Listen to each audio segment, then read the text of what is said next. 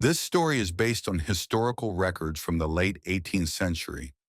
Some details are debated, but the crimes of H. Holmes remain among the most chilling in American history.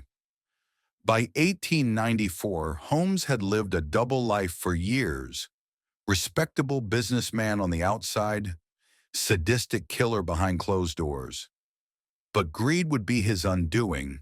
Holmes wasn't just a murderer, he was also a con artist, running dozens of scams across the country.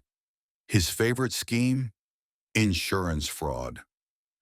Holmes convinced his associate, Benjamin Pitzel, to fake his own death in exchange for a payout of $10,000 from an insurance company.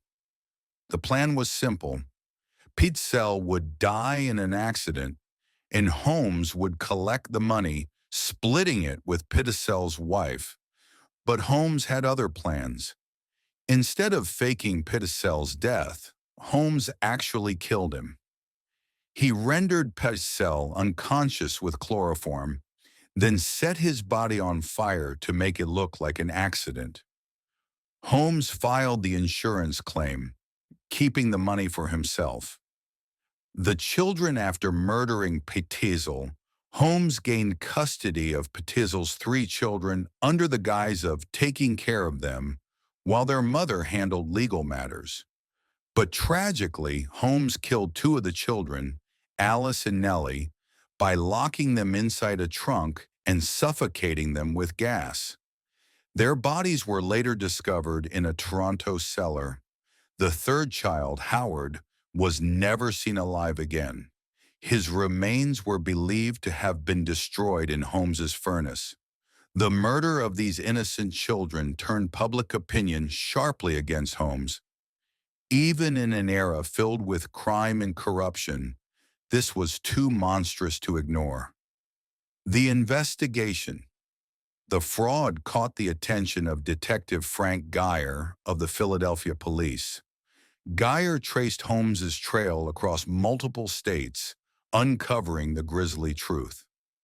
When investigators searched Holmes's Chicago hotel, they were horrified by what they found: human remains, bones and hair in the basement, the infamous hidden rooms, trapdoors, and gas chambers. The press quickly dubbed it the Murder Castle. The trial Holmes was arrested in 1894 and charged with the murder of Benjamin Pitzel. During the trial, evidence of his insurance frauds, scams, and suspected killings shocked the nation. In court, Holmes displayed the same charm he always had, but it no longer worked. Witnesses testified against him. The evidence was overwhelming. Holmes was convicted of murder and sentenced to death. The confession while awaiting execution. Holmes gave multiple confessions, admitting to killing 27 people, but the number has always been debated. Some historians believe the real total could be much higher. Holmes himself added to the mystery, once claiming, "I was born with the devil in me." The execution. On May 7th, 1896, H. Holmes was executed by hanging in Philadelphia. True to his nature, he requested his coffin be encased in cement, fearing grave robbers might dissect his body as he had done to so many victims. When the trapdoor opened, Holmes did not die instantly. His body twitched and struggled for over 15 minutes before finally going still. The man who built a castle of death had met his own. Holmes's story left behind a terrifying legacy. His hotel was torn down, later replaced by a post office. But the legend of the murder castle still haunts Chicago's history.